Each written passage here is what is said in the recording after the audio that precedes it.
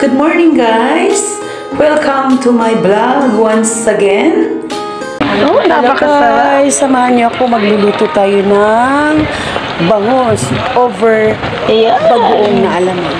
Ito guys ang kanyang pinaka-unang ricado guys. Siyempre ang ating Barrio Fiesta bagoong na alamang. Yung pinaka-masarap yan guys. Yummy. Ayan, at ito naman ang ating nakagayak na ricado. Ang ating siling green, sibuyas, bawang, at meron tayong chang, at meron siyempre siling red. At ito naman ang ating talong. Kaslice na guys. At ito ang ating whole na bangus guys. Pero nakahanda na yan, nakabiyak na yan, nakadaing na yan guys. Nabunlis na yan. Ayan guys. Ngayon tanggalan natin siya ng ulo at saka buntot guys. Tapos iwain natin sa gitna. Ayan, nakaiwan na yun sa gitna para slice naman natin guys ng ganyan. Pahaba ang pagka-slice niya para madali na siyang kainin. Tsaka malaman talaga na wala na talaga siyang tinik guys. Ayan guys. Mataba ang pinili ko guys kasi malaki yung bangus. Ayan. At siyempre guys, hindi mawala talaga ang ating Barrio Fiesta bagoong bakinamen. Ayan guys, alamang siya. Wala kasing maanghang kaya okay lang yan. Meron naman tayong siling red tsaka siling green. So, bites na yan guys mamaya. So, ganito na. Magluto na tayo. Unahin natin yung talong. Ayan guys, iprito muna. Lagyan muna natin ng mantika para mamirito tayo ng talong. Madali lang naman guys. Medyo maano yung mantika kasi na hugasan ko yung talong na strain naman pero okay lang. Madali lang naman siya. Balik ka rin natin muna para magpantay yung luto niya. Isang dali lang naman. Masarap yung talong guys kasi malambot. Hindi yung matigas kaya sigurado yung lasa niya masarap. Ay kaya para naglalaway na ako guys sa gagawin ko. Yes. Yummy to the bone naman yan. Lafang na naman ang gagawin ko niya. Walang diet dito sa amin. Puro kain basta may pagkain guys. Guys, 3 more to go. Ayan. Ano natin ng iwanan natin ng konti bago naman natin uli na balik ka rin ng pangalawa para talagang swak yung pagkaluto nito guys. Masarap siya, medyo mula-mula. Ayan guys, so diba? So baliktad uli, pangilagong baliktad guys, para talagang sure yung pagkaluto niya kasi damar na medyo crispy yung talong, yung may red salt masarap siya guys, lalo sa pagkaluto. Ay, yan. Ayan na. Konting pasensya na lang. Matatapos na rin kami. Ito na. Hayangin na. Ayan. Ayan na.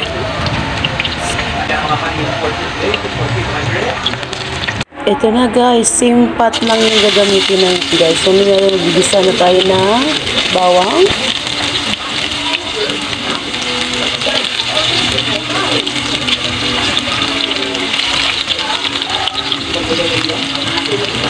Igisa muna natin guys mabuti yung bawang na mag-turn siya talaga brown para lumabas yung aroma ng bawang at isunod natin guys ang sibuyas. Ayan guys, tapos lutuin natin. Tignan naman ako guys. Siyempre masarap kaya ang bango-bango niya. Medyo lutuin natin ng konti para lumabas yung aroma ng bawang at saka sibuyas. Mas masarap kasi pag medyo ma-fried yung bawang. Saka maluto rin yung sibuyas guys. So dati lang siling green. Yan, para paano siya. Paanghang kasi ating bagoong ay hindi maanghang guys kasi hindi available ngayon. So ito na lang. Ayan. Isunod na natin guys siyempre ang bagoong. Ang Barrio Fiesta brand ng bagoong alamang guys. Napakasarap yung mabango siya guys. Ayan mo nalalagay natin guys. Mga 2-3 scoop. Pwede na o 4. Tingnan natin guys. Tatansyahin natin. Ayan po. Pwede na yan guys. Halo-haluin lang namin sandali. Ito guys, naka-low fire po siya. Para hindi mo masusunog ang ating mga ricados. Ayan guys. Ayan. At siyempre, ilipag na natin ang ating pinakahihintay na sugar muna pala guys. Sugar. Para matanggal yung alat, lagyan natin ng konting sugar para magpantay ang lasa. At siyempre guys, ito na yung pinakahihintay natin na bumango at medyo maluto-luto ang bagoong. At siyempre, atin nang umpisang ilagay ang slice nating boneless na bangus. Ayan guys, boneless na bangus, napakasarap niya guys, tsaka lambot niya guys. Hilaw pa nga, natatakam ka na eh. How much more yan guys pag naluto na, oh my god, para ako naglalaway na guys. Ganyan lang, paano lang, pagkasyahin lang sa isang flat sa kawali kasi sayang naman yung apoy, siyempre malanggas. So ito tipid tips yan, sakto lang siya guys sa isang kawali, yung isang buong bangus. Medyo guys, takpan natin para maluto yung bangus, para ma-absorb sa mantika. Ayan guys, at yan o, yung pinirito natin kaninang talong. Diba? Ang sarap guys, matakam ka. Ayan, habang binayaan muna natin siyang magkulo-kulo ang ating nilo. Buksan natin guys. Ayan, okay. Tingnan nyo po, namula-mula na siya guys. Ayan, hayaan ko lang siyang ganyan mamula. Ano natin yung gilid niya. Ayan, ano natin sa kutsara para yung sauce niya guys, ikalat natin doon sa mismong ating belly ng bangus guys. Ito mo si Mate, lahat na nakita sa TikTok, apply niya dyan. Isa lang, wala akong wax stand, naiwan sa buhol, or saan, di ko alam saan na misplace. Ayan guys. So, isang kamay lang. Kaya pasensya na kayo. Huwag lang intindihin yung ano, intindihin na lang natin guys yung ating niluluto na ang sarap pabango. Ayan guys. Matakam-takam ka. So, takpan na natin uli yan guys. Ang yelo na yun Para, ayan. Panibagong ano yun guys panibagong atin yun. Diba, medyo pula-pula na, medyo ano na. Kasi guys, na-observe na yung bagoong doon sa ating boneless na bangus guys. Grabing ulan kanina, basta doon sa kwarto. Parang ang tamis-tamis na maanghang at maalat-alat guys. Tsaka nagmamantika guys yung ating bangus. Kasi mataba siya.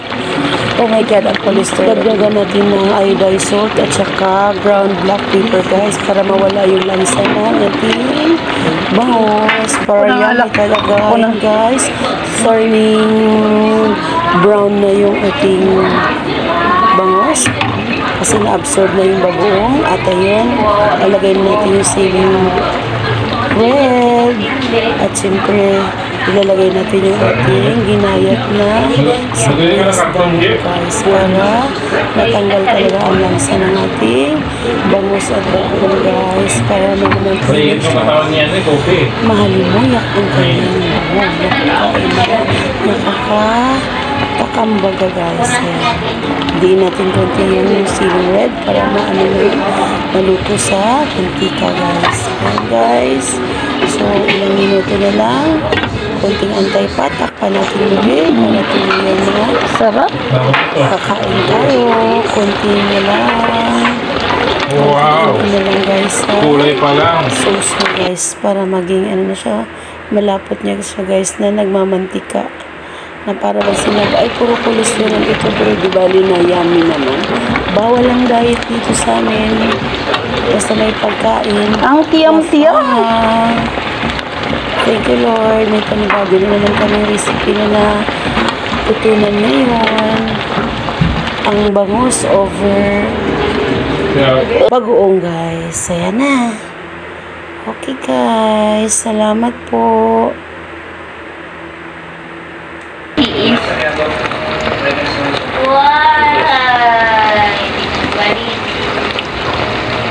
Konting minuto na para medyo sarap. Maluto-luto talaga yun. Sili. Maluto sa matika. Ayan. Kamoy pala ang bago na.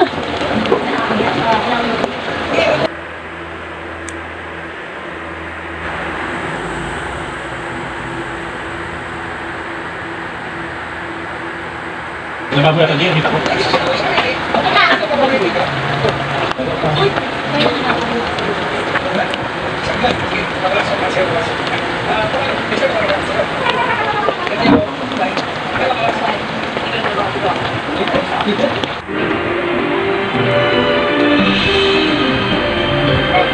Ang flavor to litchi? Litchi? Bago yan.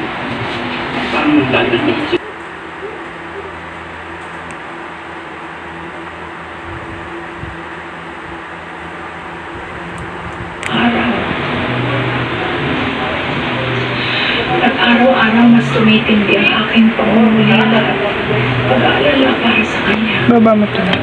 Pero alam mo hindi ka tulad ditang boses si Senyorito Pablo. Ito yung love mo. Ayun lang na yung isang kabilo lang sila, problema nila kasawa, para sa bakit. Okay, ibig sabihin ba niyang kakalimutan na lang yung panggagago nila sa'yo? Hindi ko nakakalimutan yun. Kailangan ko lang gawin ko ang tama para sa sitwasyon niyo. Next week na, magandang promotion ko para sa kanya kapag nanalo siya. Pero, hindi pa fully recover ng katawan ni Victor? So that's why you're here. Para i-condition ka sa kanya. May nawala akong bagong konsyo para kay Victor. Pinapalawak natin ang reach. They are willing to take the risk of sabi ko ng galing. Kailangan mong tatanto.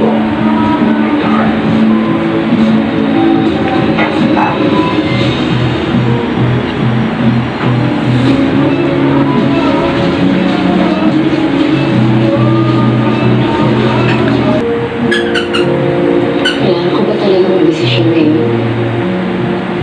Ang gusto ko lang, unahin na magiging anak ko. Gusto ko lang maayos mo ng lahat. Paano si Alex? At paano yung annulment mo?